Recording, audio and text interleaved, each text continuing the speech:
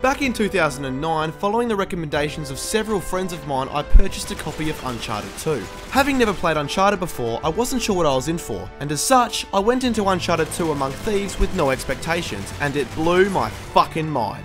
The perfect story, the awesome cinematic style of gameplay, and the stunning audio and visual presentation exceeded any expectations that I could have possibly had, and it was of no surprise to me that Uncharted 2 was crowned Game of the Year in 2009, a title it rightfully deserved. Fast forward now to 2 years later and the eagerly awaited sequel, Uncharted 3, has hit the shelves.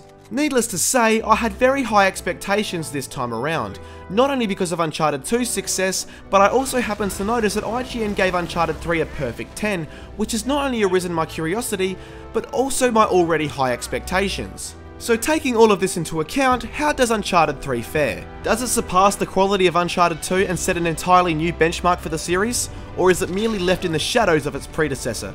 Let's find out. Uncharted 3 places players once again in the shoes of Nathan Drake as he undergoes an all-new journey following in Sir Francis Drake's footsteps to find the legendary Atlantis of the Sands. And of course, it wouldn't be an Uncharted game if there weren't an enemy searching for the exact same thing for their own evil agenda. Now, I don't want to spoil anything, so I won't say any more than that, but I will say that Drake's adventure takes him to several locations across Europe to the harsh deserts of the Middle East. The story in Uncharted 3 is simply intoxicating. Drake's quest will draw you in, as it has in the past, right from the very moment you hit that start button. Drake's relationship with partner in crime Victor Sullivan is further explored this time around, with heavy emphasis on the origins and strength of their friendship. As a result, the characterization of both of these characters is fantastic, and players will certainly develop a more heartfelt, emotional attachment to them. Of course, Drake and Sully aren't the only characters in Uncharted 3, with several familiar faces making an appearance as well as new characters being introduced. Although each character plays an important role in the progression of the narrative, some characters tend to drop in and out of the plot or just drop out completely, not really giving players a chance to care about them as much as they could have. Charlie Cutter is one such example. However, despite that minor complaint, the overall story throughout Uncharted 3 is handled brilliantly. And whether it be due to the fantastic cinematic cutscenes or simply the in-game dialogue between characters, Uncharted 3 is gripping from start to finish. Uncharted 3, like past entries in the series, plays like a fully interactive action movie with rarely a dull moment. Across the game's 22 chapters, players will find themselves engaging in running and gunning, hand-to-hand combat, stealth, platforming, and puzzle solving. These gameplay elements are not only used individually to add a ton of variety to the game, as players will mostly always be doing something different, but more often than not, the gameplay elements will be presented simultaneously, making many segments satisfyingly chaotic as players will be able to scale walls to reach higher vantage points, get the jump on unsuspecting enemies, or throw down with them in some good old-fashioned fisticuffs right in the middle of a gunfight. Fucking awesome is probably the best way to describe it. The shooting segments comprise the bulk of the game, and they work just as they did in the previous installments, with plenty of cover, weapons, and of course, bad guys to kill. Little has actually been changed as far as the shooting goes, but one notable feature is Drake's newly acquired ability to pick up grenades thrown by enemies and lob them back at them. It's a small implementation, but an effective and often comical one nonetheless. As aforementioned, sometimes rather than using a weapon, players will find themselves up close and personal with an enemy. And when it comes to melee, Uncharted 3 has improved the combat system for Drake's latest outing. This upgraded fight system features a more cinematic style in which players can use nearby environmental objects to strike foes, as well as counter-attacks and grappling maneuvers. The game also keeps things simple by mapping out all of these attacks to 3 buttons, and this cohesive button layout certainly prevents confusion. Simply put, the player can actually enjoy toe-to-toe encounters with enemies, rather than having to worry about what button to press next.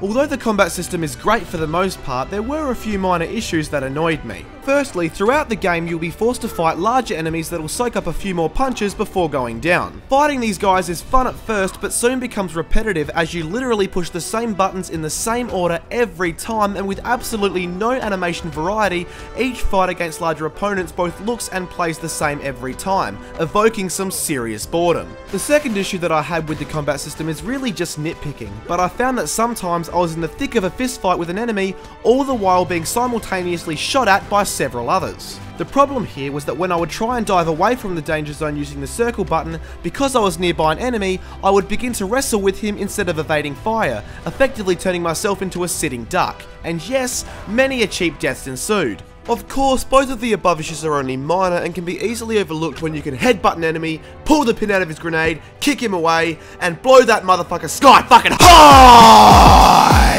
Yeah! Scattered throughout Drake's Deception are several stealth instances where being as discreet as possible is certainly advisable. The stealth gameplay remains pretty much the same as it was in Uncharted 2, save for a handful of new stealth takedowns that players can utilise. And although I would have liked to have seen a greater variety in stealth takedowns, it was still satisfying and fun as hell to clear an entire area of enemies without being seen. Of course, it wouldn't be an Uncharted game without platforming, and as such, Uncharted 3 places a large emphasis on platforming throughout the game. And as you'd expect, Nathan Drake is one of the fittest, strongest, and most fearless motherfuckers on the face of the planet, and is able to climb to extreme heights and jump across large gaps without breaking a sweat or shitting his pants. The few issues that I endured when it came to the platforming was that at times the game wasn't clear enough as to where I should be jumping or climbing to next, and as a result I found myself either confused or dead due to trying to jump to where I wasn't supposed to. While still present in Uncharted 3, puzzle solving isn't as strongly prominent as it has been in past installments. The beginning stages of the story have several brain-bending puzzles scattered throughout, all of which are both satisfyingly challenging and very well implemented into the game so that they always feel necessary. In the latter stages of the game, however, puzzle solving takes a back seat in lieu of plenty of running and gunning and platforming. I personally didn't find this to be all that much of an issue, however,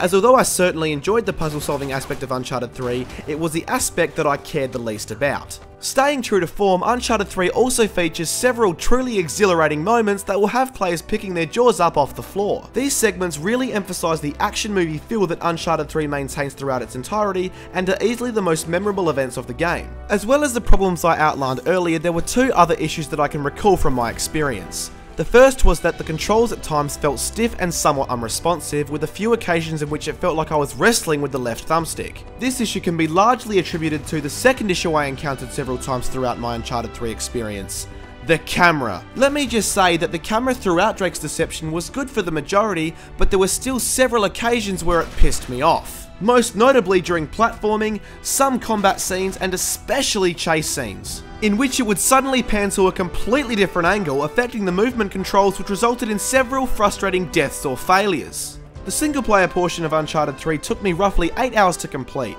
and although in my opinion it didn't leave the same impact of that of its predecessor, it was still a ton of fun from beginning to end that almost certainly ought to be revisited in the future for a second playthrough. The seemingly short story mode is certainly made up for in Uncharted 3's multiplayer. The multiplayer in Uncharted 3 allows players to take their experience online via a series of competitive and cooperative game types. Competitive modes range from Team Deathmatch to other game types including King of the Hill, Plunder, and many others, while cooperative modes pertain to survival modes in which players can team up to take on numerous waves of enemies, as well as objective-based competitive cooperative modes which places two small teams against one another in attack and defense style modes that integrate AI bots to make things interesting. You also have your scenario co-op modes where three players will undergo a plot-driven quest inspired by events of the story mode.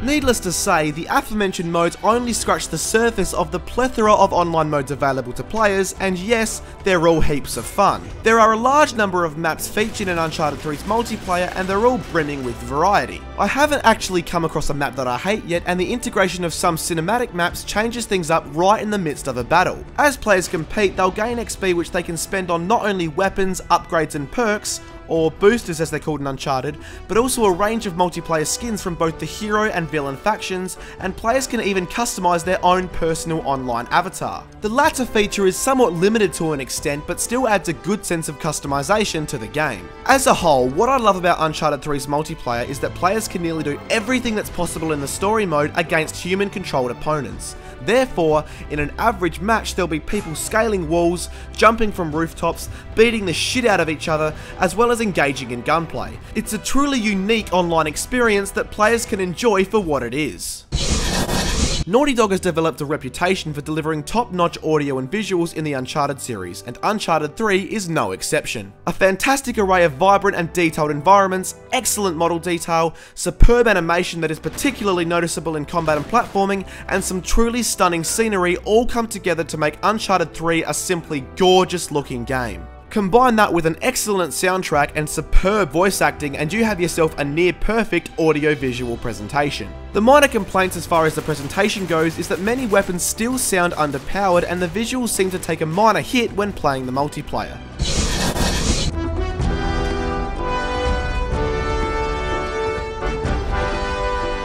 Overall, ladies and gentlemen, Uncharted 3 was fantastic, with a great story, some great gameplay mechanics, and a beautiful presentation across the board. Oh, and let's not forget about that addictive multiplayer either. Bottom line, guys and girls, is Uncharted 3 better than its predecessor? Well, in some areas yes, and in others no. Is it Game of the Year?